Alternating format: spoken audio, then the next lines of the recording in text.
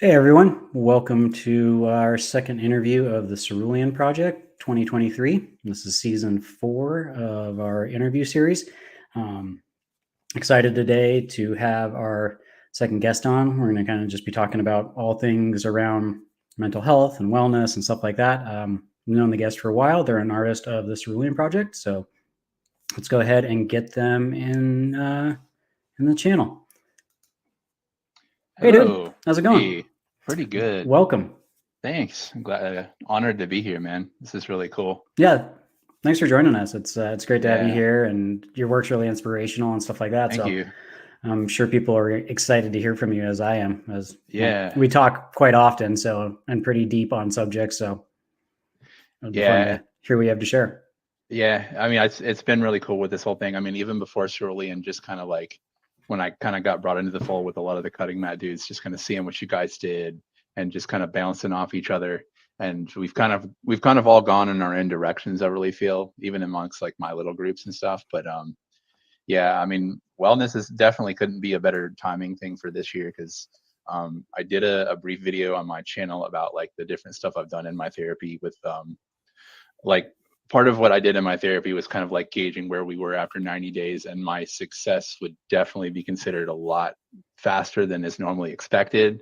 I felt the need to do a video myself explaining like, I'm not guaranteeing this is all going to work for you, but here's my takeaways after 90 days of drastic change. Doesn't mean things are perfect by any means. I've had a spicy weekend myself. There's always going to be ups and downs, but as long as you understand that too, it's just a lot of stuff to factor in. But yeah, Yeah, that's really it's great that you created something like that to share, because I think yeah, it's and important to hear that. it is. I mean, yeah, it's important for me to kind of do that because like I have always been the kind of person I feel like to kind of pay it forward, like anything I can do to share with anybody to try to help, because when you know how much it sucks to feel so bad, like you want to do anything you can, in my opinion, to like help others not feel that way. And it's just, I mean, there are no secrets, there are no shortcuts. It's a lot of hard work. It's a lot of what's the word I'm looking for? There's a lot of self insight kind of going on with it. It's a fancy word for it, slipping my brain right now, but it's a lot of learning yourself, as far as like what are the issues that you're struggling with, or just like what are your individual quirks too, because Yeah. I feel like I've got a really good grasp on a lot of my issues overall, and now it's just a matter of like maintenance for a lot of that stuff, and then just kind of right now my biggest thing I'm working on is kind of not like to defeat my ADHD, but how to kind of manage it to the way I want to. There are, in my opinion, Hmm. some benefits to being wired in that manner, um, and what you can Agree. do with it. But obviously, with everybody knows about the challenges of ADHD, but like, I for me personally, it has brought some benefits, but it's just like there's a lot of things that it's not so much if I care about like kind of fitting in or anything like that, but it's a matter of here's the things that I want to do, and here these issues are in my way of doing what I want to do. How do I get myself better to that point? Is pretty much it. It's just But kind of working with it, right? Because it's yeah, not necessarily going anywhere. And so it's kind of like, okay, how do I operate to my strengths that, I think you touched on? Like the ADHD, at least for me, definitely has its strengths and its drawbacks. And I think yeah, really like understanding those the best that we can and how they work for ourselves, like what works for us and what works against us, and and then everyone's trying going to to be manage different. that. Yeah, Everyone's going to be different. There's going to be different severities. There's going to be different ticks. There's going to be different triggers. There's all these different things. I mean, there's a general kind of umbrella, but underneath that, there's so many nuances to what happens, and again, how we kind of manage it or mitigate it, kind of whether it's through medication, meditation. It's just really about be both. I know that you tried a couple of different things. Like I've tried a couple of different things. I think this journey, as you said, it's a lot of ups and downs, and I think that's really important to like remember. Like I had a really hard year of what felt like massive setbacks in my journey to get better, both mentally and physically. And so I think it can be really hard for people, especially this time of year as we're dealing with things and people are on their journeys and seasonal affective disorder hits. And yeah, things are winding down and summer's winding down and it's still hot. And I mean, there's just so many things. Or, like you go on a weekend, like you were saying, on a trip and forget your medication or something. And Yeah. all of a sudden it feels like it's like steps backwards, and it's just kind of bumps in the road, and how you kind of regain control as you're continuing forward.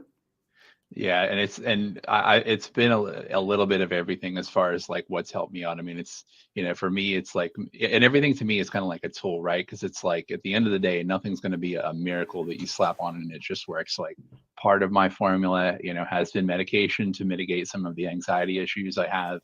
A lot of it has been like the hard work that I put in. Several books have been really useful tools for me as well. I deal with I am on the spectrum, so I have ADHD and autism. There's very often in this situation a high comorbidity with other issues as well. So I have had severe anxiety issues. Depression's been a big factor, and up recently, it seems like there's actually some PTSD in the mix as well. So like all the fun things on the plate there to deal with, and it's just a matter of like learning them. So like I think the book's called The Body Keeps the Score. Is one recently that has just been mind blowing for me. And it's like, I think that was the biggest factor in me, like dealing with a lot of those PTSD issues with like, I would get physical pain from the things that would kind of like, kind of trigger me, I guess you could say. And just understanding how it worked and all the different ways to try to deal with it, finding the one that worked for me. And that was what I needed. Like when I started the therapy journey, God, back in like 2020, and it was a whole different thing at that point. I didn't have the best therapist that I needed at that time, but I knew back then it was like, I need an instruction manual for myself. I need to understand how I operate. I need to understand my quirks so I can deal with them. And, this year has been like, not just this year, but these last 90 days. And it's the proofs right there with my scores and stuff is like, I've really gotten a lot of it locked in. And, it's been a lot of those different resources and just figuring out how to put them all to use. But yeah, it's just been a lot of learning, man. Cause like, and everyone's going to be a little bit different with what they do. Some people may not benefit as much from medication as others, et cetera. And it also needs to be understood, I think, that it's a tool that like, I guess I kind of take it back from it's when not I a was cure-all, like it's just, but my mindset from it comes from back when I was more into like the physical activity stuff, when I was weightlifting and things, where it had to be understood that the supplements are not going to make you have big muscles. The supplements are going to be that extra little 5% on top of the hard work you put in. And that's what they are for me.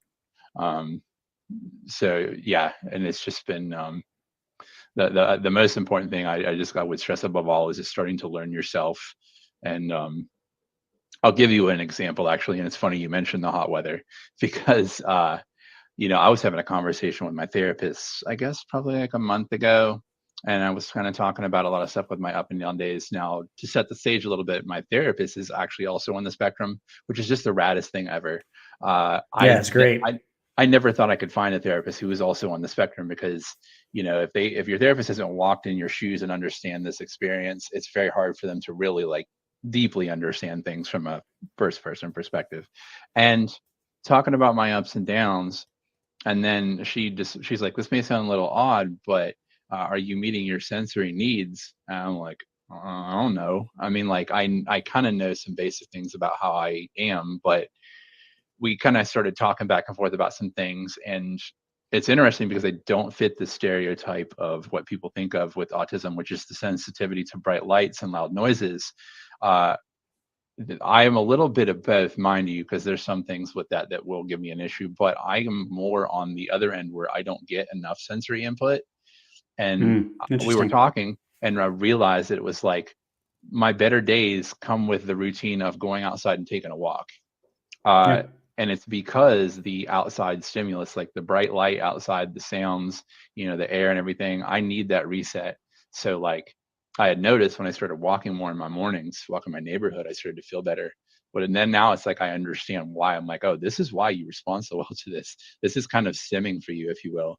And like, dude, I've had some days where it's like work has been really tough, and it's like it's 95 degrees out, and it's like I know that it's going to be brutal to be out there in that weather, but like I need to stim so badly. It's literally like go in the take your lunch break, go in the bathroom, spray on some sunscreen, and go hoof it out there, dude. And it's like, yeah, it sucked because it was hot, but I felt better after.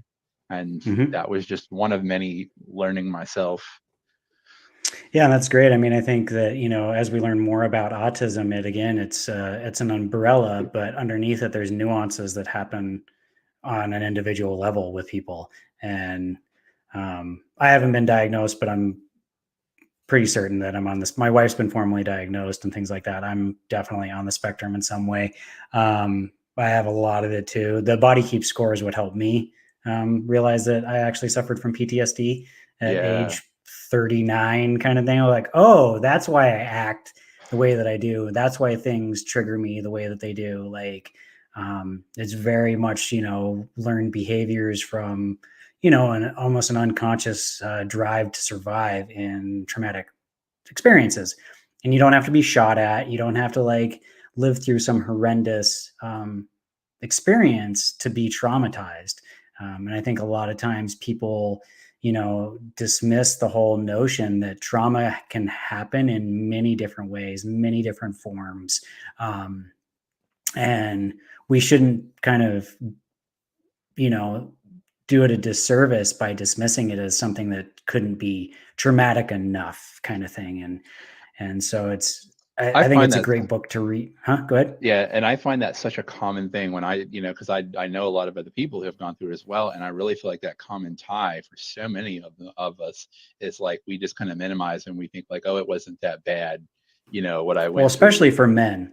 Yeah, Men, and I think is like there's such a huge issue with men and mental health and our ability to say that we're struggling, our ability hmm to say that like I have been traumatized, kind of thing. Because in a culture, it's like that's what doesn't break you makes you, and it builds character and all of these things. And you're like, not really. Like we're dismissing it. We're dismissing this experience. We're dismissing these emotions. We're dismissing this cognitive plasticity change to our brain that happened at even a chemical level. It's like yeah, there are things that science has been able to show us and tell us that indicates that, we aren't, no matter how hard ass you are, you can't escape some of this stuff. And, I think that's why we see a huge suicide rate among men. Um, and because they're not willing to talk about it and they're not willing to accept it and things like that. And it's difficult. It's difficult, in my opinion, learning these things about ourselves. and it's I've been in for us therapy. men. Yeah, for us men too. It's like there's this social stigma of like, oh, you're going to a therapist, are you crazy? And it's like, it's terrible that Definitely. they feel that way, and it's like, there's nothing to be ashamed of on that. Well, it's like You're men dealing with don't your cry problems. kind of thing. Yeah, Yeah. it's bullshit. And, it's something that I think it's done such a disservice to our society and to men and in general. And I see a lot of my friends suffering. And thankfully, like our generation is seeming to kind of break these norms and, reassess the conversation around mental health and things like that. And that's been the big push for Cerulean, is just to normalize it. Because again, whether it's men or religion or cultural backgrounds, things like that too can really dictate how those conversations are had, how those perceptions are kept, and things like that. It's like, why do you need to talk to the therapist? Go talk to your priest, kind of thing. Like, or like just suck it Yeah. up, kind of thing. And you're like, no, it should, like, you should celebrate that people are saying, hey, I want, like you said, I want a user manual to myself. Like I want to Yeah. learn about myself in a way that then I can have a more fulfilling life. I can have a more productive life. I can feel better, especially with some of these traits or issues or differences that we have as individuals, and how we best manage those. So it isn't something that we're constantly fighting and exhausted from and stuff like that. And, I'm always talking about a lot of these things as a tool belt and this like utility belt. Like we have these tools, we have to hone these tools, or we're crafting these pieces of tools from a log, kind of thing. And so it's like you have to work on it and whittle it and create it. And once you do, then you have to maintain it. hmm And these tools will help you survive. They'll help you thrive in this world that we're really, a lot of us are at a disadvantage of, whether it's through cultural norms, societal norms, financial norms. A lot of people don't have access to therapists due to financial abilities, location abilities, things like that. And so it's really difficult. And I think, also your comment about medication not being a cure-all is really good, because it's not something that you can just take and it's going to fix everything. It will help things. It will give you a leg up, but just as well some meditation, or just as well talking to somebody, or just as well getting outside for a 20-minute walk. Like, there's things like that, like that. Walking isn't going to make you all of a sudden happy. Like, it's not going to just change it and you don't have to do any other work. It's all in combination with other things, and you understanding your user manual and what works for you, what satiates you, what provides those dopamine kicks, things like that, what's healthy for you, beneficial to you, then empowers you to kind of live that more fulfilling life and make your journey ultimately easier. Yeah, and uh, all those different tools though. It's just for myself from an outside perspective. Before I've learned everything that I've learned, and I know that this is kind of a common attitude for a lot of people, is it's like it is frankly hard to wrap your head around and to understand and believe that things like meditation make that big of a difference, things like Yeah. walking make that big of a difference, things like talking therapy make a big difference. And it's like, yes, therapy technically is just talking, but you have to think about what human beings are, what we are at our core. We are a social animal, and we are Yep. hardwired to solve problems by talking to people. It's what we are made to do. Yep. And study after study just shows the benefit of it. And it's like, you may not understand that just talking or just writing in a diary works, but there's science behind it. I've done the research. I understand now. And it's like, I don't know if it's a me thing or if it's a universal thing, but for me, so many times it's like, I've got to understand something to really be able to take benefit of it. And like, for example, one of my favorite newer tools has been keeping a diary. And you might wonder, like, why does keeping a diary make a big difference? And apparently psychologically, it's kind of a situation where you're kind of safely dissecting a situation that's not the same as full on facing it, right then and Yep. there. That would be too much for you to deal with your current level of trauma and stress that you have. But by just writing it down and being able to think it out like on a piece of paper, that is kind of a smaller version of working on it. It's more of a bite-sized chunk for you to deal with, as well as just writing in a diary. And if it's a diary that you don't give to your therapist, you don't give it to anybody else, when just by doing that, that little sensor in your brain that might keep you from saying some things just seems to fall back, and you tend to be more honest in that format. And Well, you're processing it. it just does work. And that's the thing. Yep. It's like, I had to understand how it worked to really take advantage of it. And now that I do, it's just, like you said, another tool on the tool belt. And yeah, it's just that. And also, I think another big thing that I'm kind of wrapping my head around is coming to terms with just the fact that whether you're on the spectrum or not, we're living in a society at this point that is really difficult for a human brain to deal with. Like, whether it's like the pressure to buy stuff or the pressure to, do this, that, and the other. It's like, it's so far removed from what we're made to do and made to be. Like the foods we eat, like they may not be a very high nutrient source, and the nutrients will make a huge difference in your mental health. I didn't Yep. realize one in particular, how important magnesium levels were for your mental health, until I started to read why it did what it did and what it's important for. But it's like, I can sit here for ever and just break down so much stuff that is in our day to day, all of us deal with, whether it's a poor diet, whether it's this, pressure to compete with your neighbor, whether it's, you've got to make this much money, you've got to do this, that, and the other. And it's like, we're not really supposed to be that way. And it's a burden on everybody that we need to be aware of and try to find ways to mitigate. It's, you look Yeah. I at mean, people that aren't in, modern society, that live a more primitive lifestyle, and they tend to be happier because they're not dealing with all the crap that we have to deal with, and they live a much healthier mind and body lifestyle, and it shows. yep. Yeah. Well, and I think a big thing to that, at least what I've learned from it, is this understanding of gratitude and what you're God, yeah, grateful for. And the yeah. journaling really allows that, like that in itself is essentially a gratitude practice exercise. Mhm. Because it allows you to, yeah, you're going to probably document and talk about some of the struggles that you dealt with or things like that.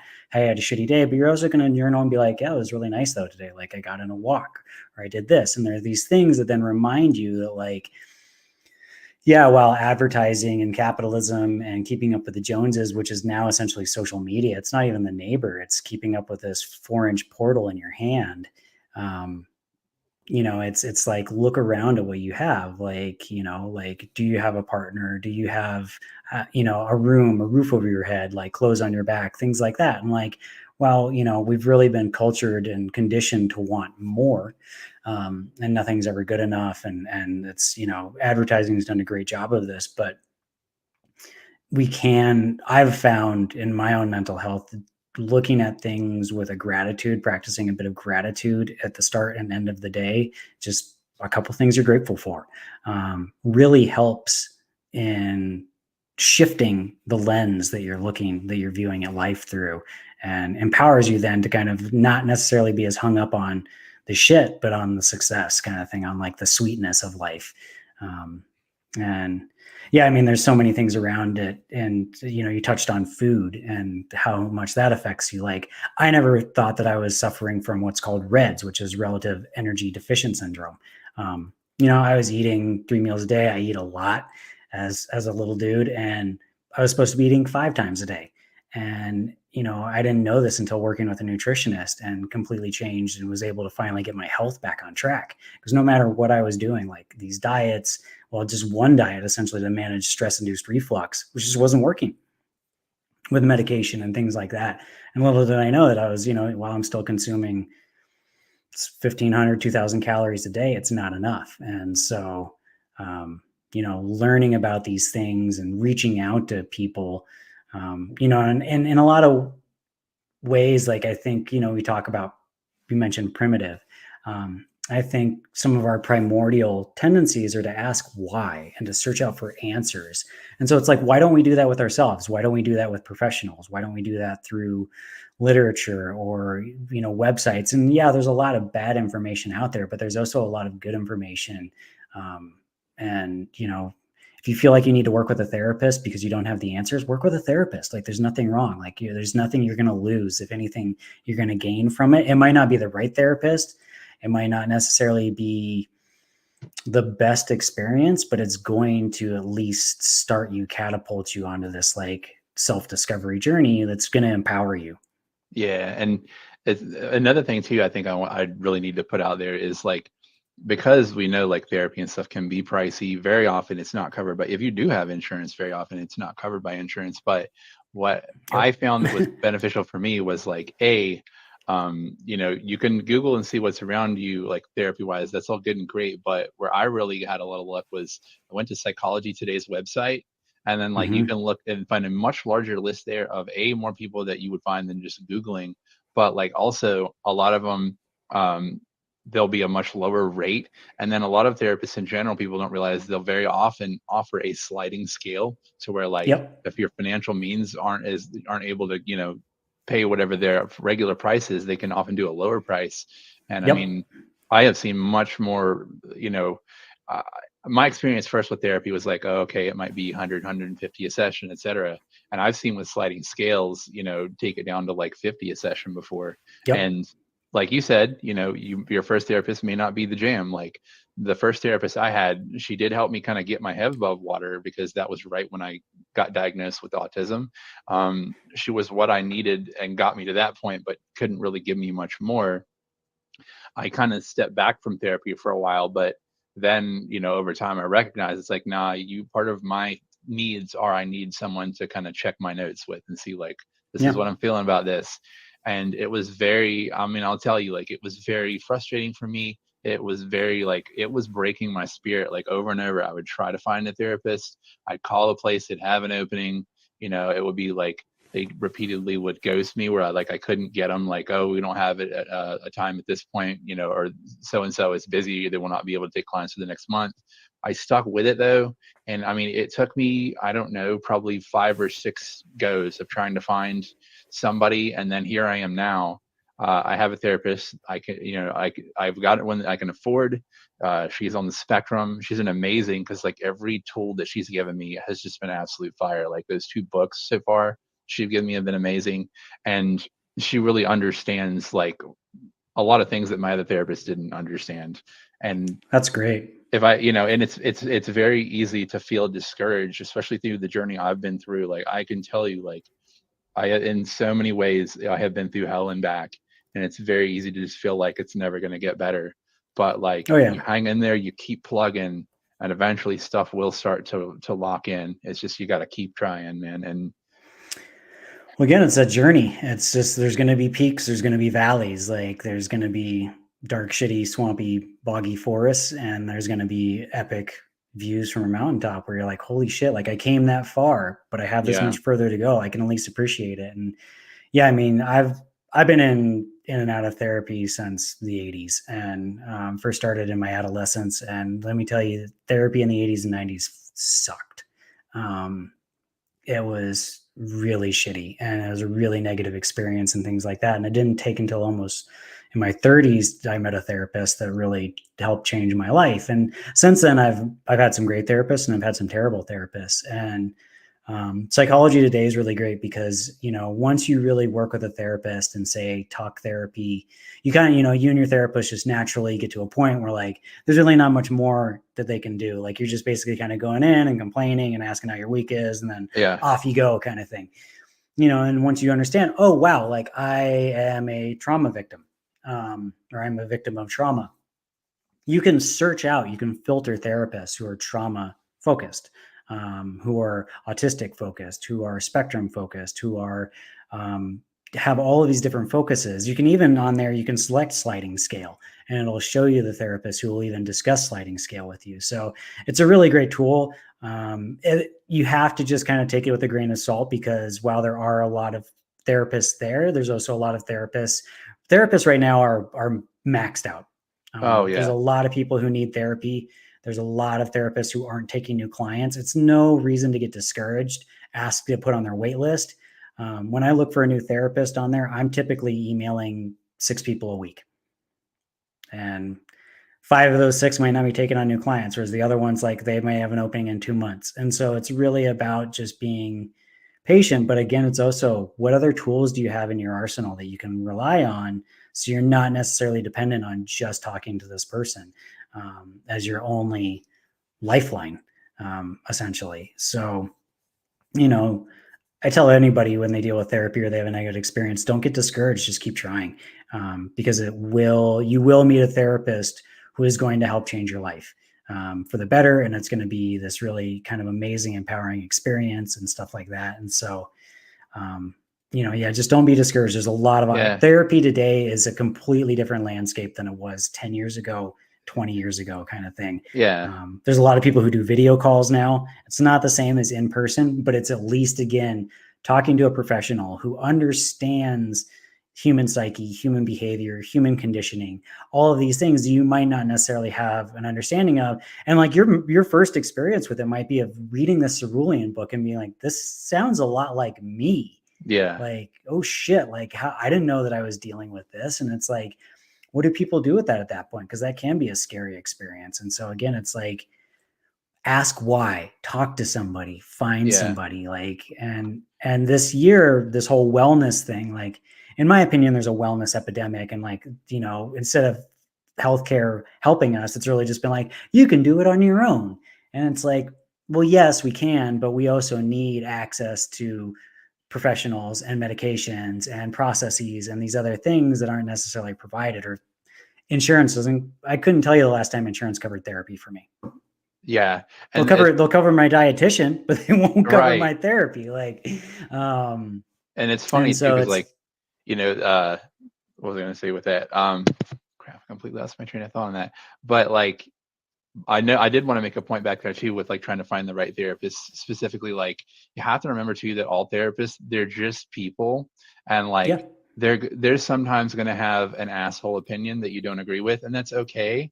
Like, but you have to consider that they're human beings. Like, yes, they're, you know, very often have these different educations and stuff, but the thing is, like a lot of stuff I'll tell you too that has really been working for me has not been something that my therapist came to me about, but like it's okay for you to kind of look around, do some homework, and then be like, hey, you know, I read about the benefits of like something like EMDR, and they're like, yep, well, we could look into that, you know, because they'll tell you like, you know, if it's like, no, this is definitely not going to be something you want to fool with, like, but it's totally okay. Like just because you're not a hmm, doctor doesn't mean you can't go look things up and find things out. I am a yeah, naturally inquisitive person, and just be I've brought a lot of curious.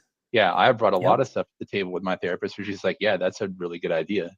Yeah, and like even bringing things, or if you feel like your needs aren't being met, you can ask them, "Hey, like, what do you, what's the plan here? Like, how can you help me?" Things like that. You just have to have a very like honest and open conversation with your therapist. And again, these people are all individuals, like you are and I Yeah. are, kind of thing. Like, it's not necessarily. I don't think it's fair to say all therapists suck. There's Yeah. definitely some shitty therapists. There's shitty doctors. There's a lot in Yeah. all occupations. There's shitty people. It just happens. Like, There's the people, but yeah, you can't. I don't know. Again, I look at it like medication. There's a lot of different medications, and one medication might not work for you, or another one does. Um, or and that's, meditation. yeah. There's number of meditations. One might not work for you, or another one does. Like, learn about the different meditations. If you're like, everybody keeps saying I should meditate, but I find it really hard to meditate. There's like a dozen different types of meditation out there that you can do. And I I've got mean, a fun, flow yeah. is. And I've got a fun story about the meditation stuff. So I know you and I, or you know me and stuff from my background, but like as far as my background comes from, I got really heavily into Buddhism when I was like 15. So you would think I would be the dude that has meditation locked in. And I mean, like, I wasn't like proper practicing the whole time, but it was like definitely like it's been the core of my morals and things my whole life. And I tried meditation many times. For me and someone who is into Buddhism, you would think like, oh, they'd figure it out. But like, I really only got meditation to really work for me in the last year, because I had to figure out with my brain and meditation. I mean, it is pretty well known, I think, that those of us on the spectrum, especially with ADHD, meditation is very hard for us. But it is Mhm. also, I would argue, to say more beneficial for us than for most people, because it's difficult. But in life, all great things are very often difficult. But what I had to figure out was, again, back to learning yourself. What do you call it? The discipline I came from taught heavy with mindfulness meditation, where you were to be kind of in an empty, quiet room, is the way that I had been taught. But it never worked for me. I just couldn't do it. My brain would get too distracted. But what I figured out over the last year, what really has worked for me, has been the kind of meditation to where you actually put yourself in an environment where stuff is going on. I work best to go out in nature. I need to have, again, I guess it's just part of my sensory stuff, is I need to be somewhere where I can hear nature sounds, I can see and observe things, because essentially for me, in order to find that calm spot in my brain to get the garbage out, I have to fill it with what's around me. And once it's filled with my environment, it kind of almost feels like you start to blend into your environment and just kind of fade into it.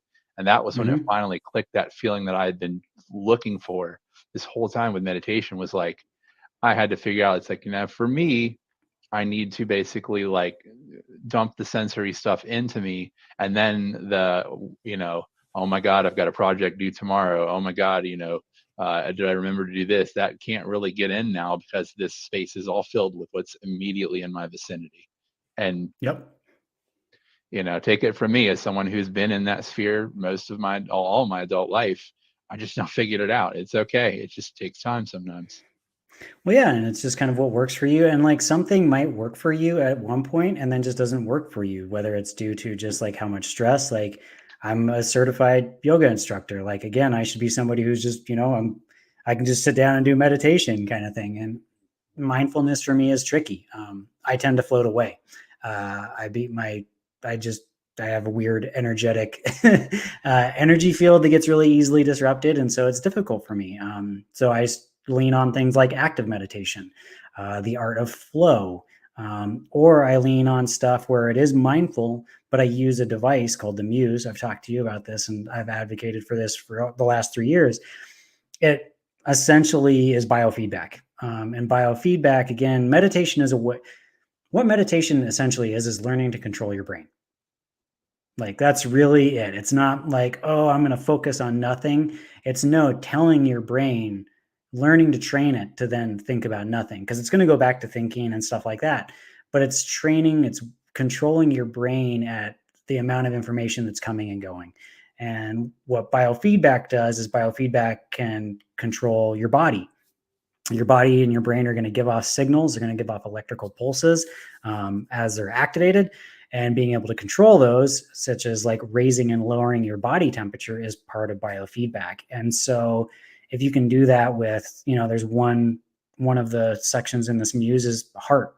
heart meditation. So you learn to control your heart rate and bring your heart rate down. And that might be more beneficial to you, saying for somebody suffering from, say, anxiety, where they have a high heart rate, they may have a panic attack, things like that. Like, you might not be able to clear your brain. It might be impossible, but you can bring your heart rate down.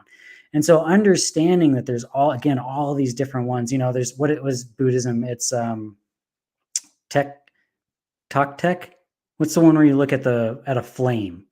You look at an object, you stare at, typically it's a flame. You stare at a flame for a few minutes, and then you close your eyes, and that flame's going to be in your brain. You're going to see it when you close your eyes, and the blackness, there'll be that. And so you focus on the flame in your head until it fades out. Then you open your eyes and you rinse and you repeat. And basically what this does is it forces all of this other sensory stuff. Oh, what I have to do for groceries, what I need to do for the kids, like all these other things. It can't, because you're just focused on this flame. So you don't have to think about nothing. You just think about this flame.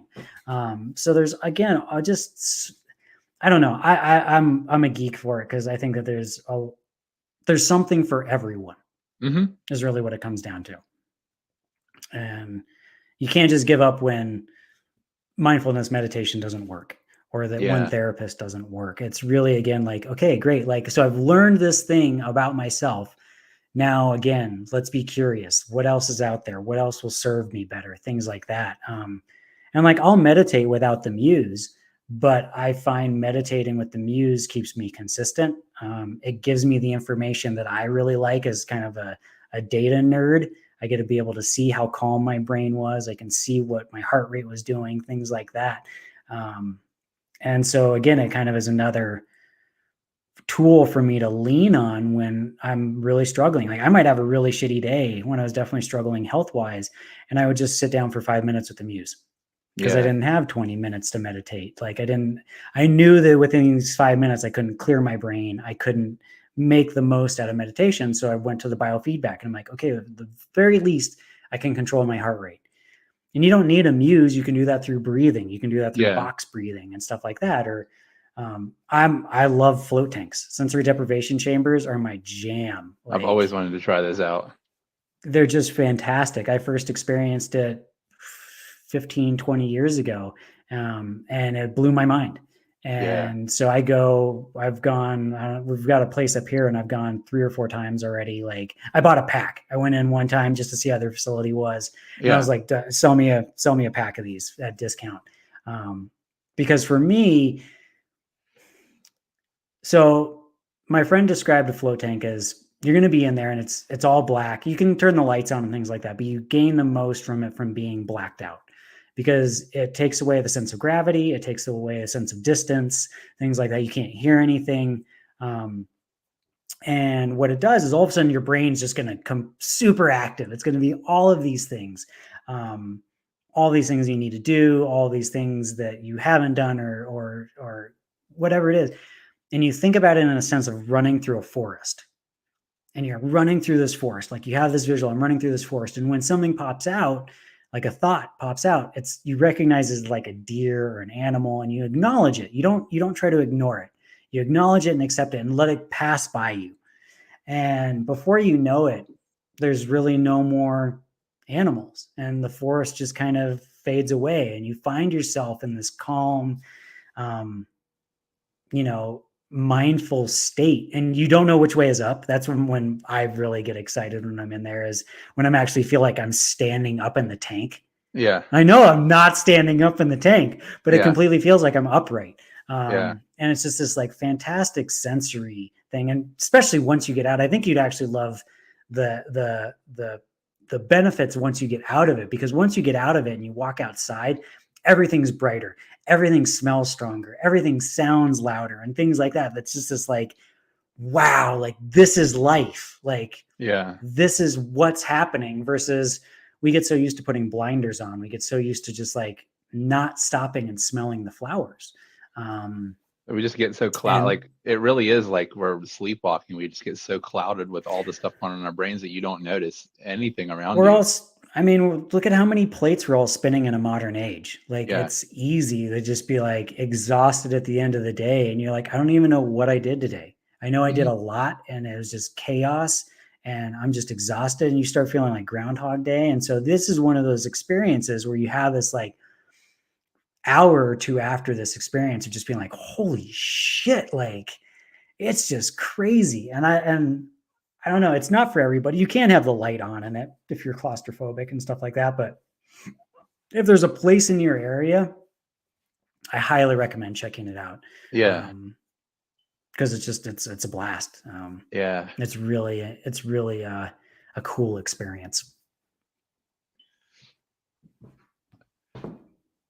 But again, another tool, right? Yeah.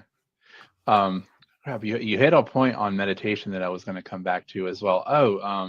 Now I remember what I was going to touch on.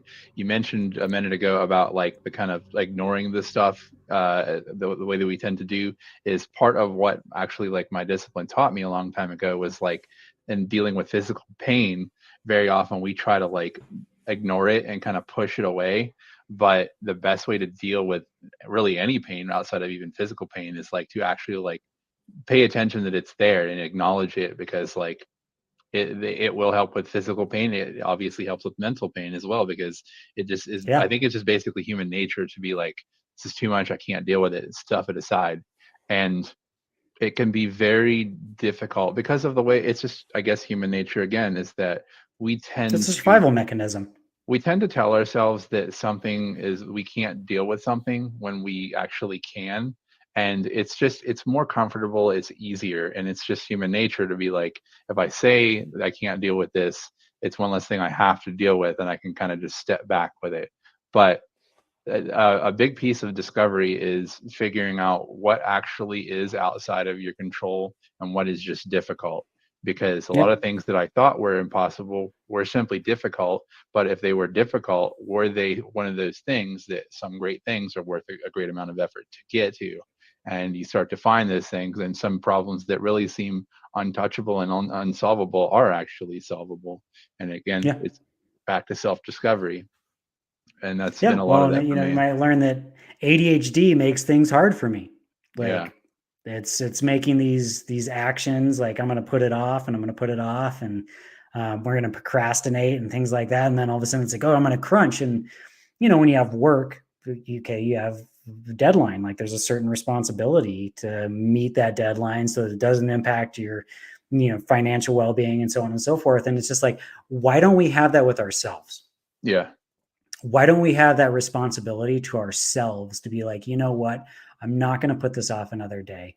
I'm not going to like sleep on this another moment, because I'm just finding myself further and further in the hole at a point where you're just like, I don't know what to fucking do anymore. Yeah. And that's really how it was for me this last year, because I've gone through my life. I don't ask for help. That's part of my trauma response. Yeah. It's like pulling teeth for me. And I was at a point with my health that I couldn't get it correct. And so I made it a point this past year, to build a health team and to go seek professional guidance from a multitude of people at the same time, so I can, again, empower all of them with their knowledge and their abilities to see me as an individual and what is best for me. So working with a physical therapist, working with a dietitian, working with a therapist, working with a general practitioner, like working with a massage therapist, and all of these people, so that again, I'm getting all this information, I'm getting all these benefits. And like, it's hard, it's expensive, it's time consuming, but I ignored one or all of them at some point in my life that essentially forced me to come to a screeching halt and have to be forced to ask for help and be forced to build a plan and to essentially rebuild myself. Yeah, because you either deal with it or it's going to deal with you. Essentially, there's just no avoiding. It's good. Yeah, it was quite literally killing me. Yeah. The stress and anxiety and trauma and all these things that I would stuff down and just be like, I can deal with it. Like, I'll just do this and I'll just do that. And the modern age is stressful. Anybody who's not stressed out by the modern age, I salute you. That's amazing. Tell me what your secret is, because no matter how good or how bad things are, life is stressful. We're all carrying our own water. We're all dealing with our own shit. And it's just stressful. So, but and I think one of the biggest things of this kind of the stresses of living in a modern society is this, and I know you and I have talked about this, is this push for individualism, I think is part of what's killing us. Like, you know, Yeah. like, yeah, it's good to be your own person and it's good to discover your own person, absolutely. But again, you have to remember what human beings are and what they're supposed to be. They're supposed to be this communal species, which is, and We again, evolved I as a community. yeah, Like, just like you, I also don't like asking for help on stuff too. Um, and I think probably my biggest demon for a lot of things had been procrastination myself. And I can't remember which one of the Stoics said it, but one of the biggest lies we tell ourselves is I'll do it tomorrow. So like mhm. I had to teach myself, there were a lot of things that was like, you know, a lot of things I have to get help on, and I have to reteach myself of like, no, you need to go ask for help for this person for this thing, and it's okay. Yep. It's getting over this the stigma and the shame of like asking for help. Like, it's what you're supposed Yep. to do. We're supposed to do this, but Yep.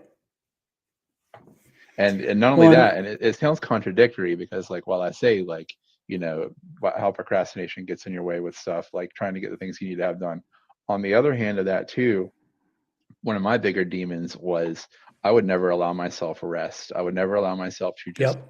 relax and do nothing and goof off or do whatever. And I talked about this. This is one of my last therapy sessions. We were like, you've got to reframe. What I will do is like I will not sit and watch. There are many shows that I love and I've never finished because like I can't be comfortable to sit down and watch that show that I want to watch. And it just bothers me because I'm like, oh, I should be painting because it's part of who I am at my core is like I push myself. Hmm. Like I'll get up and I'll paint at 9:30 for an hour before work. If there's nothing to do after work, I'll paint right after work. And I was burning myself out to where I just couldn't get anything done. And she's like, you need to Yep. my therapist, like, she's like, you need to reframe playing video games. You need to reframe sitting and reading a book. She's like, that is productive time because it's recharging your batteries and you've got to start doing that. Yep. Yeah, I was like avidly against napping. I'm like, there's something I could be doing, and I started napping, and I ended up sleeping like 1 to 2 hours. My body was just so exhausted because I was just constantly pushing it, um, and constantly trying to maximize my days and things like that. And um, rest is another tool that shouldn't be ignored. And just sleep in And general, like, and I knew that well, go ahead. we've culturally created we've stigmatized rest as laziness, Yeah. and it's not. Yeah. Rest and laziness are two different things. And again, back to like my former days of doing a lot of like the physical activity stuff on a more hardcore scale. It was like the foundation of all of that, whether you're like trying to put on muscle mass or whether you're trying to become an endurance athlete, was like all these things that we know are important, like good nutrition, proper supplementation, blah blah blah. But like what actually is just as big a piece of that, you talk to anyone who's had success in any of these fields, is a proper amount of sleep. If you don't get that, your Yep. cortisol levels are screwed up. You're not recovering properly. And I've Yep. known it ever since then. But there's also this kind of thing for me, at least, where it's like there's a lot of things that I've known in my head were true, but I wasn't really like knowing it of like, okay, you've known this has been a thing for a long time. How about you actually like do it? And one of my past teachers told me something that really has been resonating lately is to know the truth but not pursue it is like to be a ladle in the broth and not know the taste. And I had spent so much of my life in that space. Yeah. Yep. I know that space well. I again through therapy, it wasn't until like 38 that I realized I never celebrated a single success in my life. I just kept moving on from it. And I was like, of course I should have done that. And it's just Yeah. like it sucks. And it's really hard. But once you can then know that and realize those about, yourself, and we then again it empowers you then to just rejig the Yeah. things in your life so that you can benefit from that. So you can taste the sauce. Yeah. And I would say like another thing that's been from this has been something that's been before, it's been kind of on the radar before this big rapid change over the last year, but I've always kind of had this theory that there are two versions of yourself. There is who you are and the person you want to be. And the closer those two are together, the more in harmony you are as a person. And like that is Definitely. again, that is another one that I've always kind of known that But like in the last year or two, I've really come to face that. Like I knew because like, and again, it sounds contradictory for me to sit here and tell you like, as someone who was doing a lot of practicing of Buddhist principles, like I've been a very angry person for a lot of my life, and Same. I came to a point like a year or two ago where it was like I used to be that guy that like when people were being an asshole online, I would troll them. And it's like, yeah, that person's an asshole. Do they maybe deserve to be messed with? Maybe. But like look what it's doing to you. I had to recognize it was it was making me more cynical. It was making me more negative of a person. And also look around in this world. There is no shortage of assholes in this world. What do I want to contribute to this world? And it was like, I weighed the pluses and minuses, and it's like, this is just not who I want to be anymore. And I understand why I was that person, because was a very scarred person from all the shit that I've gone through. But I just had to face the facts, where it's like, this is not who I want to be anymore. I am long overdue for a big change of what I want to be and who I am. And that's again back to the person I am and the person I want to be.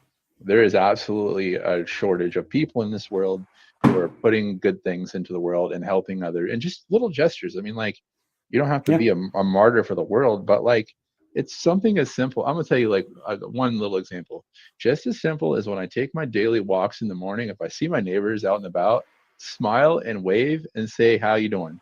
Yep. That may be the start of someone's good day. You don't think about it, but dude, it does. It can.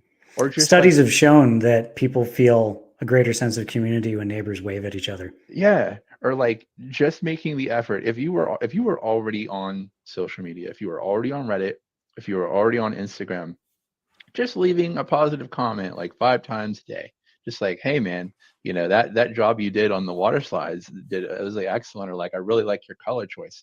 That comment, because I know, because I have been the recipient of that comment, will absolutely be the start of a wonderful day sometimes. And if you do Yep. that 5 times a day, those are 5 people that you just gave them a really awesome start to their day.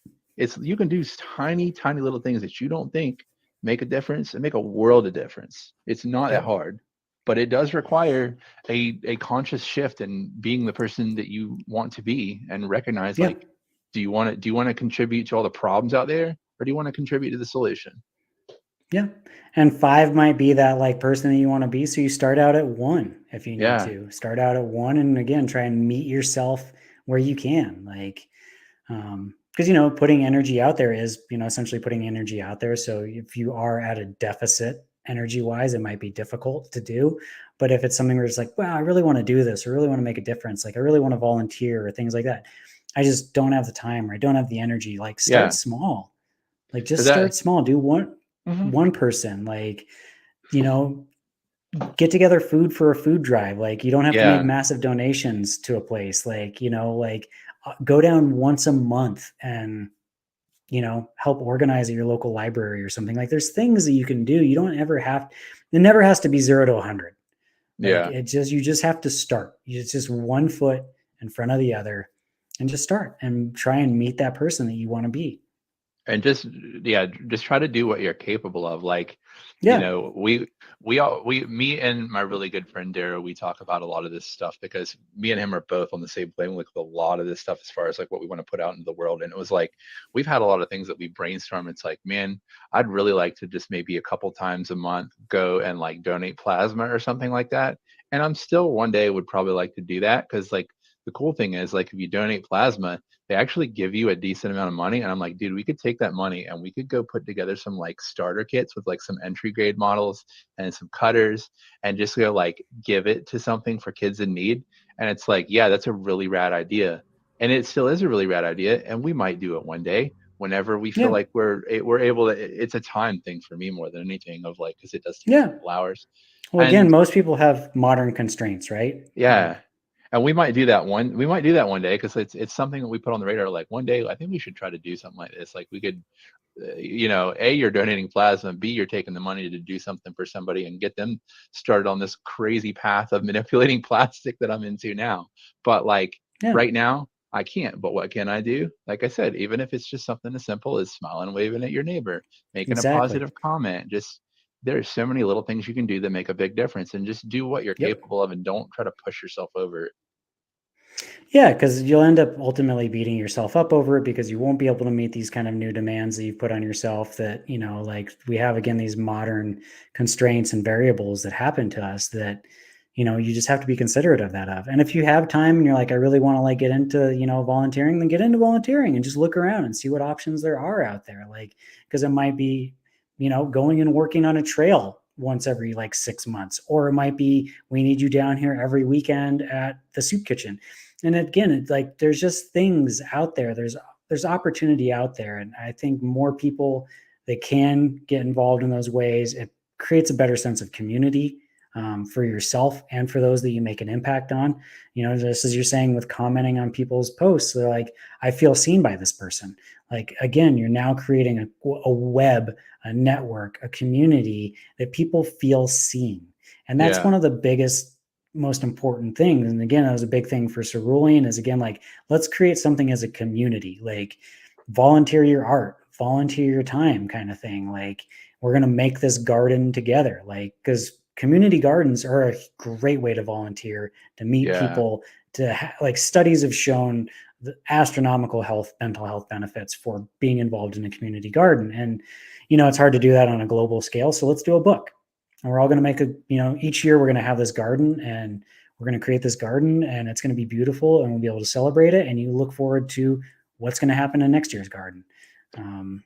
And, like another thing for this year is some of the feedback that I got was previous years felt kind of clinical in its convey of information. And I tried to make it not feel clinical, but I can understand why it does because it was very heavy on information. And that's just me over share, like just being like, I know all this information. I want to share all this information. And so Yeah. this year was really about distilling it down. And I found this wheel of wellness it simplifies these things to a point where it's like, it takes into account these factors in our lives that might limit our ability to help ourselves and help others. And so making it more approachable, making it easier, and kind of simplifying it isn't necessarily a great way to describe it, but it was a more actionable, approachable kind of method that we wanted to try to Making it more help people. digestible. Yeah, just making it seem like it's more achievable Yeah. than these kind of like real kind of like long lists about conditions and symptoms and treatments and this and that and statistics. And like I was really trying to do it in a way to just empower people and have them go out. And but I have to also realize, and this was through feedback, was just that some people needed a little bit more refined and a little bit more distilled down so that it's simpler and more approachable Yeah, and for sure. digestible, like, or just even actionable. Like, I really want to do this. I really want to try meditating, but like, I just, like you just listed off 20 meditation and due to my neurodivergence, I'm already done. Like I've already checked out kind of thing. Like, Yeah, TLDR. yeah, The story of my exactly. life. Or I'll get to it tomorrow because this is Yeah. overwhelming versus just being like, oh, wow, I can do this right now. Like I've Yeah. got 5 minutes while I'm reading this kind of thing. And so I don't know. I'm interested to see how it goes and get your take on it as Yeah. the next couple of weeks progress and we release it. I think this week is maybe social, or no, we did social wellness last week. I think this one might be like I can't remember. I can't remember the wheel right now. I started at a random place. I started at like the 12 o'clock. So, but Yeah. yeah, just I don't know. I just want people to not be I just want people to know that these are all doable things. The things you and I are talking about, the things that we share, stuff like that. It's all doable. Yeah. And it can be just so overwhelming. I mean, because uh, Hmm.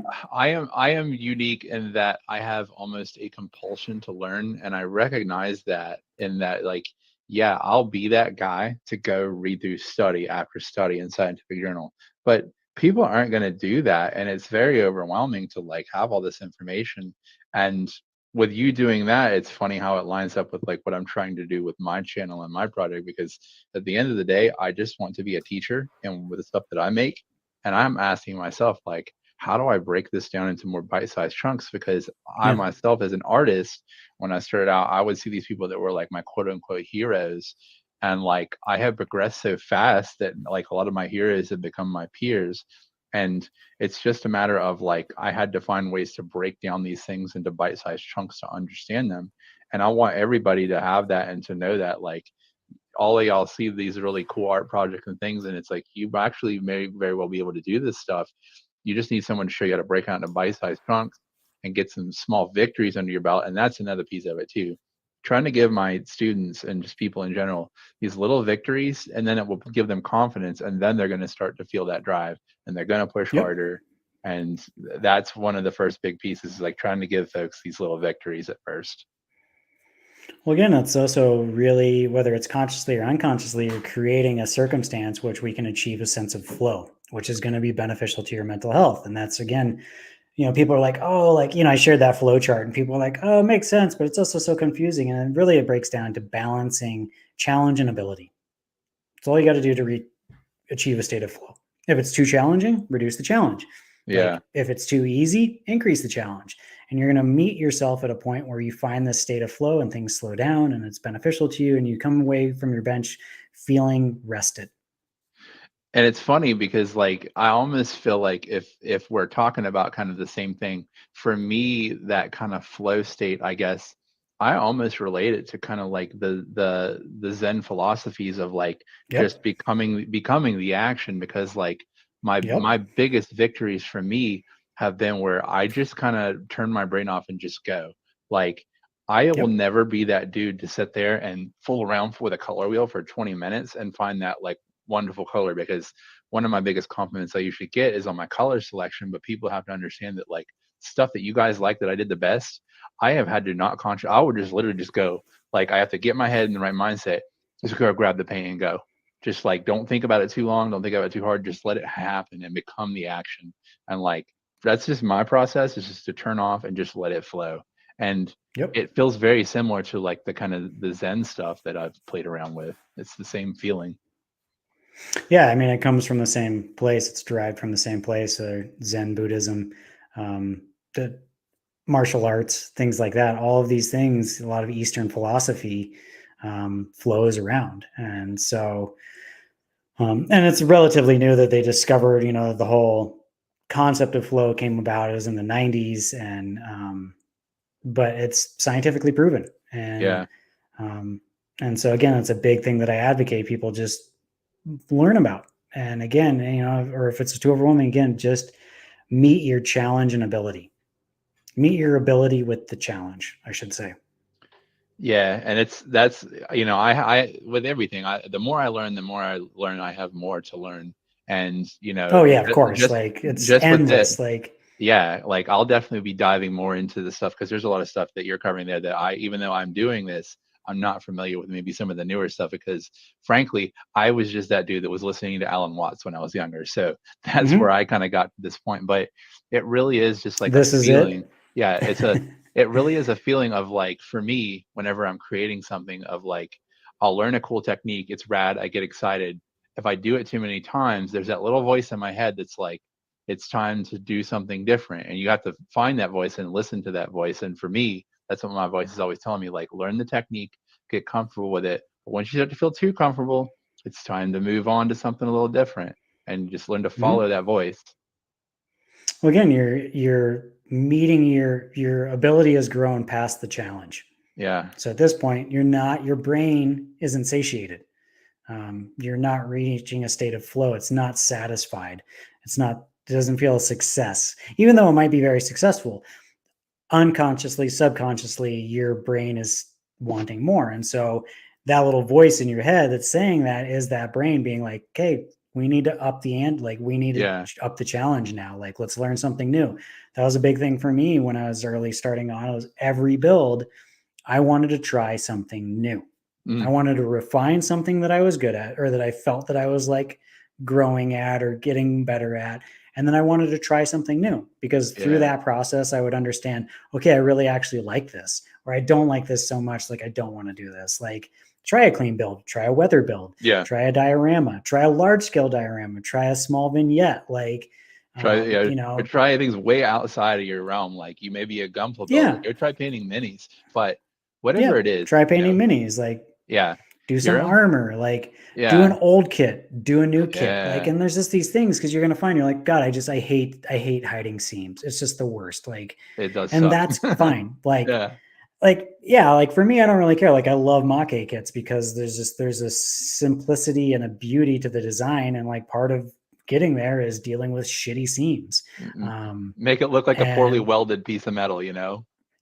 yeah, and like there's ways around it. Exactly. Like you can do Yeah, things like that, or like you can be like, you know what? Like this is one of those things that I'm getting better at that I'm going to continue to try. And while I'm continuing to try this and get better and better at my seam removal, I'm then going to try weld lines, or I'm then yeah, going to try um, a diorama with this, or I'm going to try hand painting this. And so there's just these different things that you can try. And um, it's just, again, it's just this balance, and there's not one right answer. I yeah. wouldn't tell somebody like do this or do that, but it's very much like just try Well, things that are yeah. interested to you.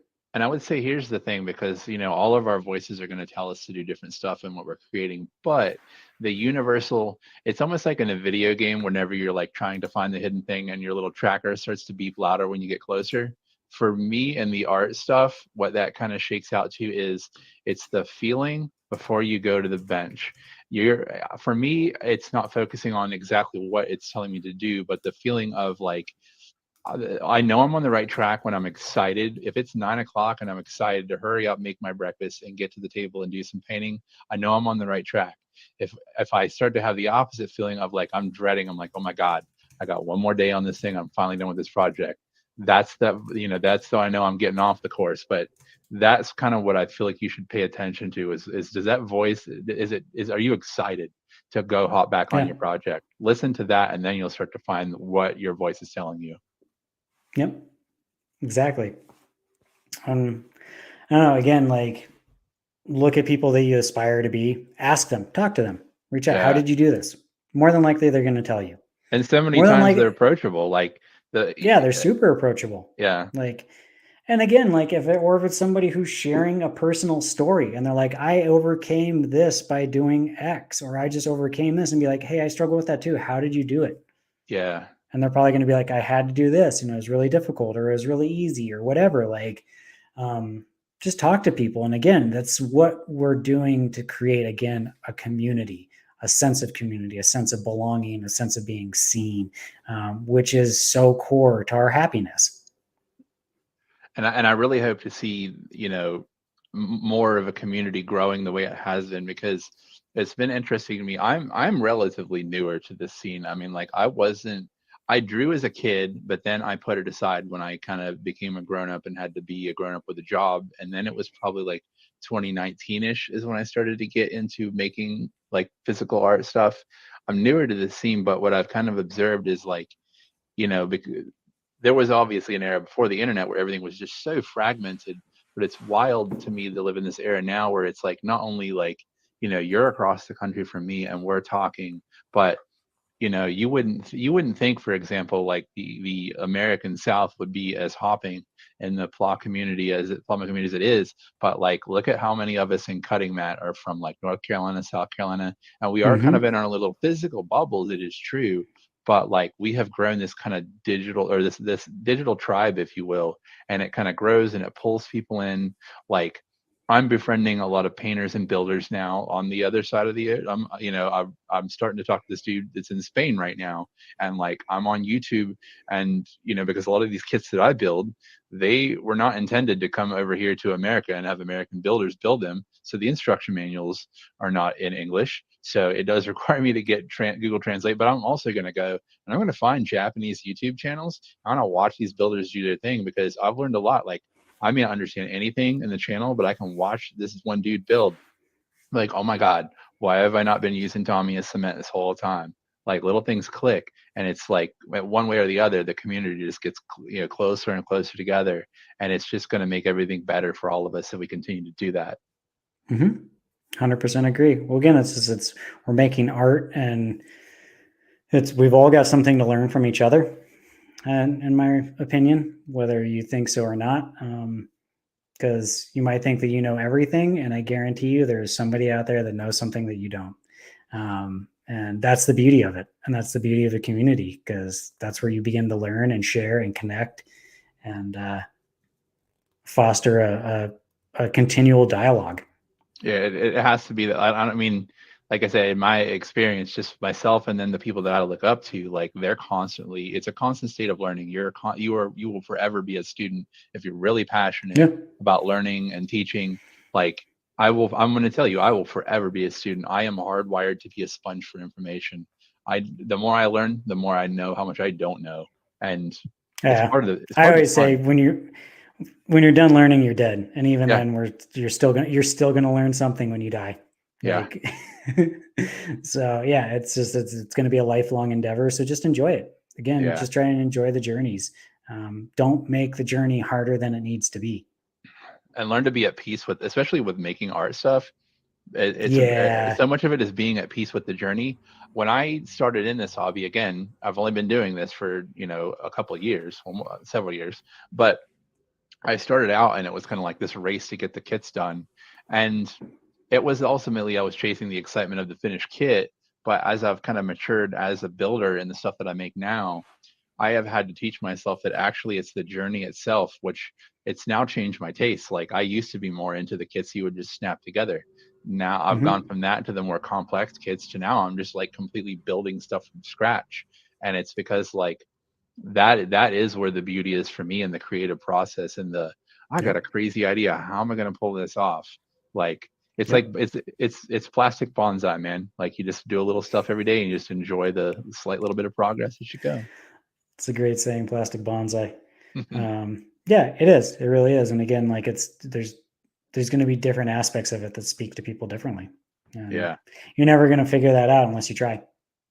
And don't get me wrong either. Like not everybody has to do what we do. There is absolutely nothing wrong with snap building kits your whole life if that's what you want. Because as Yeah, long that's just as what. you, Yeah, if again, that's it's what, where your enjoyment happens, and yeah, that might be enough challenge for you to meet your ability. Where you're just like, hey, like this is the time that I have. This is again, ability can be time. It can yeah, be a time constraint, and not necessarily like technical prowess with a pair of clippers. Like it could just be yeah. time. And so you're like, okay, I've got a limited amount of time. I'm going to challenge myself, and I'm just going to snap build this piece together, and it's going to be fun. And And this is just what I'm going to do. Like, yeah, and it's never been a better time to be just a snap builder with like these newer entry grade kits, dude. Like if you're just gonna snap build, just you can create, yeah, modern models in general from Bandai. Just the engineering is fantastic. yeah, Like don't take on a machine and Krieger if you want if you want to fact. snap build. Don't You're take not going on, to enjoy.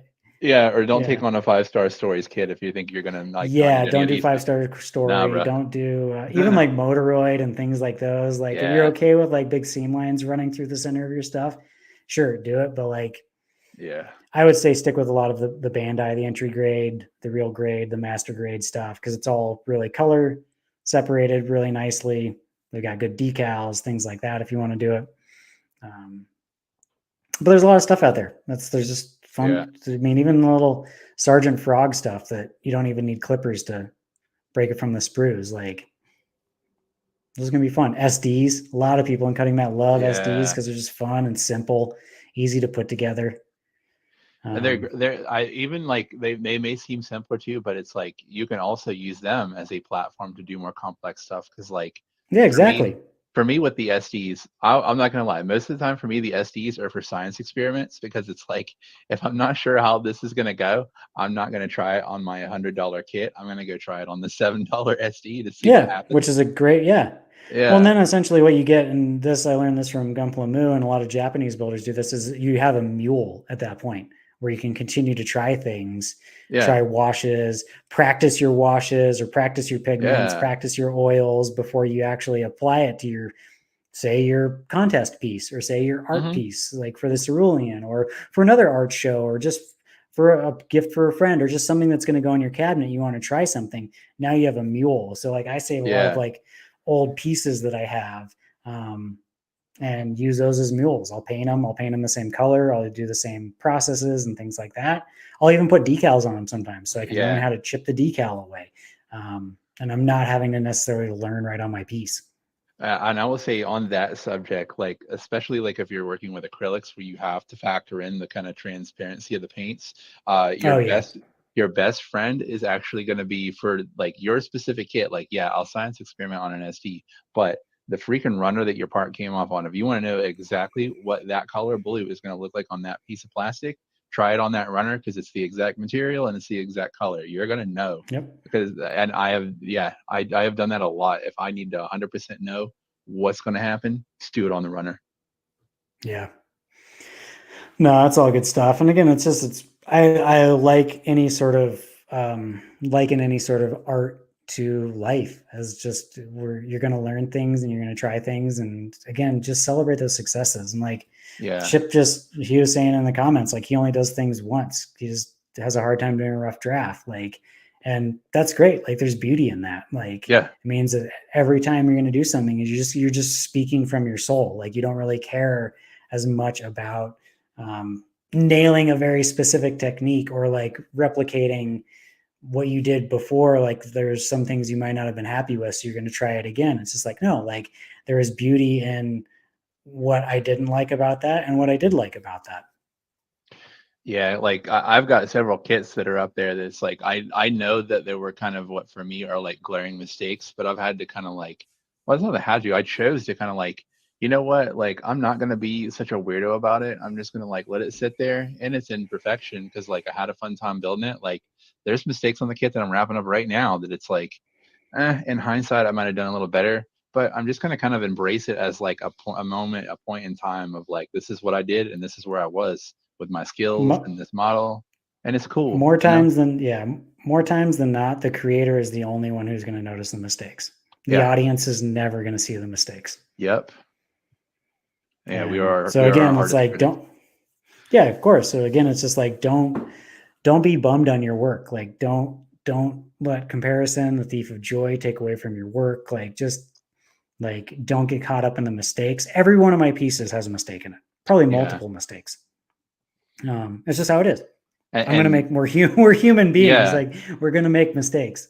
well, that's the thing too. And like, I can't remember who it was exactly I was listening to, but I know he was a Shaolin monk, but he was talking about the importance of like, you know, shit will happen sometimes in life. Sometimes shit will happen. Sometimes it's a mistake. But like the important thing is like very often, like mistakes they have to happen. Like you have Mhm. to have mistakes happen. But what's important is that you make sure that you learn from that mistake because like that's what mistakes are your teachers. Like You you learn will more either from mistakes than you do from successes. yeah. And if you don't learn from that same mistake, you're going to repeat it over and over and over. You've got to kind of like teach yourself to listen for these things and pay attention to those. And yeah, mistakes are actually a good thing. As long as Yep. you're not doing the same thing over and over again and you're learning from them. Yeah. Don't keep reaching for the hot pan if you know that it's hot. Yep. Well, cool, dude. We're getting close to the hour and a half mark, so I don't know if there's anything else that you want to cover or talk about. Um, Uh, I think I've covered everything today. But yeah, and I mean, I'll be in touch with you on my stuff as I kind of cook along on my project. And yeah, uh, it's been awesome watching and seeing it. Your build is massive this year. I think you're definitely going to probably have the largest build, at least that I'm aware of right now. Um, it I know wasn't in, Body Hammer is reducing yeah. his size build, so you won't have any competition there. Dude, yeah, I saw the massive thing he built last year, which was amazing. And It's it amazing. it wasn't when I started that. It was funny because like every year when I've done this Cerulean, it's like I'm looking for like what it's going to be, right? Because it's like you'll announce what the color is, and it's like at first I'll have an idea of like, oh, I might want to do that, but I know for me, it's like eventually it's going to be a light bulb moment of like, now this is the one, this is the thing this year. Hmm. And I didn't go into this intending to build the biggest thing that's ever been entered, but it was just kind of a matter of like, okay, it's green. I do have a giant Godzilla that I have to assemble and do things with. I think this is going to be the one for me. And it's just like, and I'm leaning into it fully. I'm like, this is going to push me because, I've never built anything this big before. And it's literally like, I don't know, 6 to 8 kilograms at this point. Uh, That's massive. I mean, how tall is it? What, insane. I 20 think like inches, 22 18 to inches? 20, depending on, well, Okay. here, just in case anyone wants to see the baby, here's the baby. But yeah, it just, it grows and grows and grows. That we're 2 boxes of milliput deep so far, and then I've got to do this. Wow. I've got to do this. I'm literally, it's funny because it's a 3D print, but I'm actually sculpting on top of it. I'm going to use like different Yeah. mediums to kind of make a crackly looking skin on it. And yeah, it'll be wild. It's going to But be I'm very amazing. You're excited. definitely going to have to share detail pictures of that and stuff in the book and for the Yeah. project, because I think people will be interested in a lot of that. Given the scale that it is at, like, it gives you a lot of opportunity to do a lot of really cool creative things with it. Yeah. I'm definitely going to document a lot of this because like I'm really trying to like go into territory that there is not a lot of things that I can look up on how to pull this off. And most of what I'm doing to this has been kind of stuff I've learned from experimenting on previous projects, as far as like the skin texture and what I want to pull off with like the color shift paint and stuff. It's Yeah. it's nothing I've been able to look up. It's just been like, remember like a year ago when you tried that weird stuff with the coarse medium and then you threw a pearlescent color on top of it. So I know where I'm going with it for sure, but it is definitely uncharted territory for me. I'm stoked to see it. And I think we were talking earlier about how, like, how are you going to photograph this? I think a lot of people will be asking the same question, because I feel like people struggle even with photographing an 8-inch kit and having a space big enough or That a is background big definitely, enough. And yeah, that is definitely my weak spot, is the photography part. But that's why I'm so thankful my bud Vorkal is working with you on the photography stuff, because he is I've learned so much from him already. He is the he's dude. great. And he's just a fountain of knowledge and so willing Yeah. to share it, and such a nice guy. So yeah, I'm Yeah. glad that he's been able to help. He'll definitely have a lot of ideas for shooting that. And, Yeah. and again, like, he'll have a lot of like ideas on the cheap too. Be like, well, just go get some of this, get a couple poster boards and you can remove Yep. the seam, because the depth of field is so shallow that, you're not going to see the seam. And there's Yeah. just ways to work around it. So it'll be really exciting to see, again, how you photograph it and how you light it and all of these things. It's one of my favorite things about the project, is seeing what everybody's doing as an individual, and Yeah. what people are trying, and what people are like refining. Because there are some people who, like, they found their jam, and so each piece is just a refinement of the techniques and the abilities and the processes that they love. So it's just really fun to just see people grow as artists over the years. Yeah. It has been great. And flip back through the books, and especially like this year, like going back and doing the highlights from the past 3 years. It's Yeah. been so amazing to see, like, year after year, somebody growing, or like somebody really like trying something really really kind of risky or bold one year and stuff. It's great. Yeah. And I'll continue to do what I've been kind of doing. Is like I said, part of what I do is like trying to give people those small victories. Is like I'm doing it with like the people I teach as well, of like, hey, you ever think about doing something in Cerulean? What about next year? I'm Yeah. planting those seeds, dude. So we'll see what Do you happens. get a lot of oh, I'm not good enough, Yep. or like, I'm not, yeah, that's typically the biggest thing I hear for people who are like, I really want to be a part of Cerulean, I just don't feel I'm good enough. I And mean, it was me. it's like, That was yeah, me until it's Body like you Hammer. said, that to me, like you said Yeah. that to Body Hammer, and they're just like, dude, just enter, just make Yeah. something. Like, it doesn't, just make something that you want to make and enter, as long as it, involves the color. And the early years were like, oh, it's got to be a mech and stuff like that. And I found that, like, I want it to be anything that people want to make. So if they want to sculpt something, or Yeah. they want to do, they want to snap together a kit. Like, I think we had 3 or 4 snap kits last year. Like, Yeah.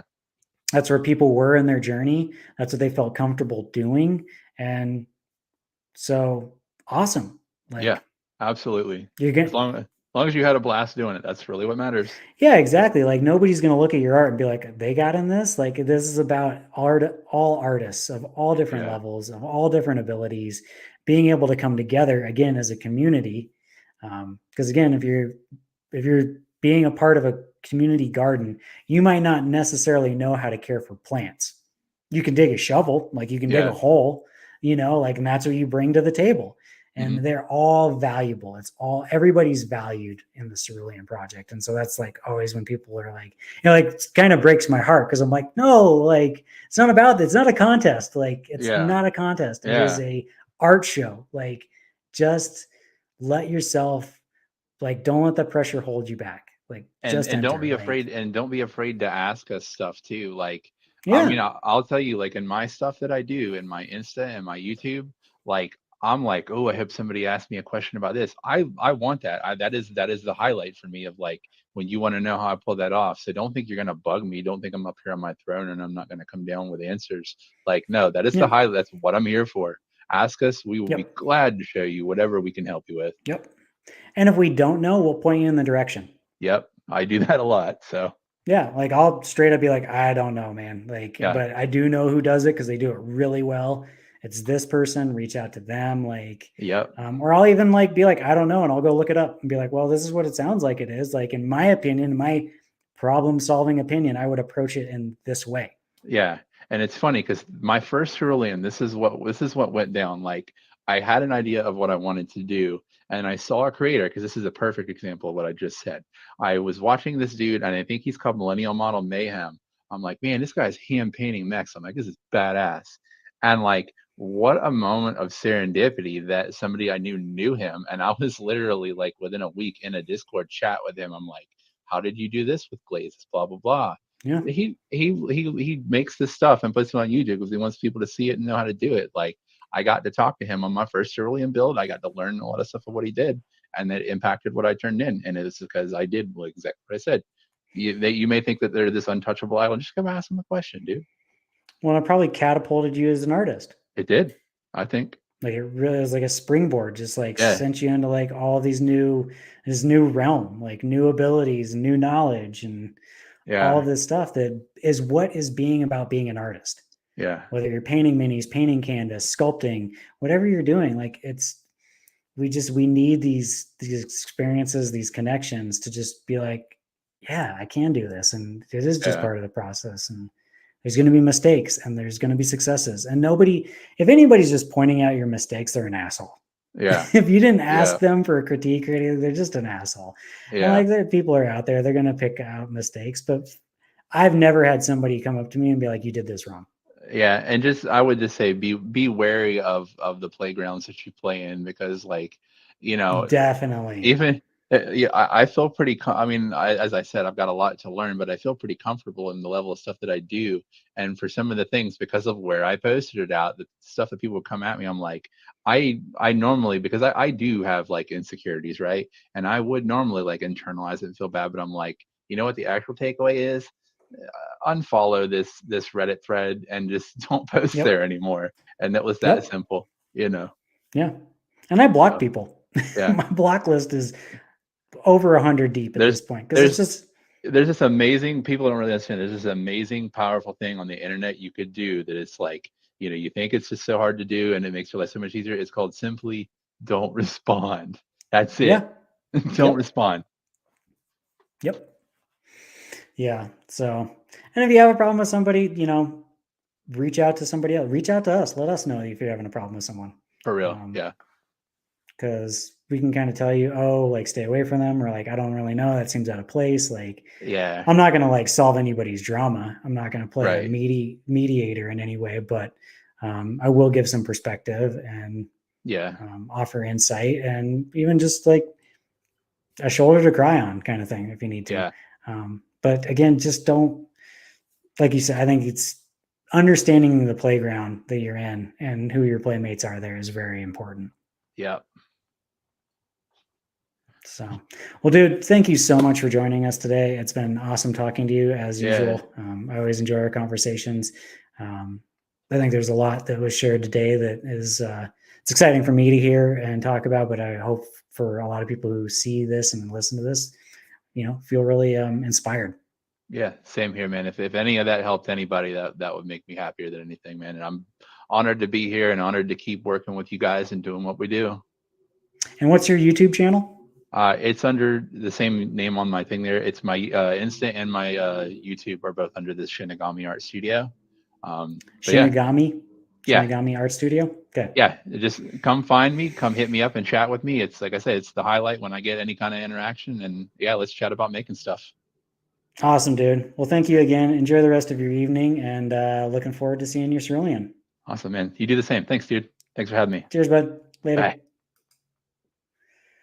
Well, thank you everybody for joining us. It's been absolutely another awesome talk. Again, I try to all the people I interview, I'm like, I just need 30 minutes of your time. And of course, these always turn into an hour and a half. And I love it because it clearly shows that we're passionate about what we talk about.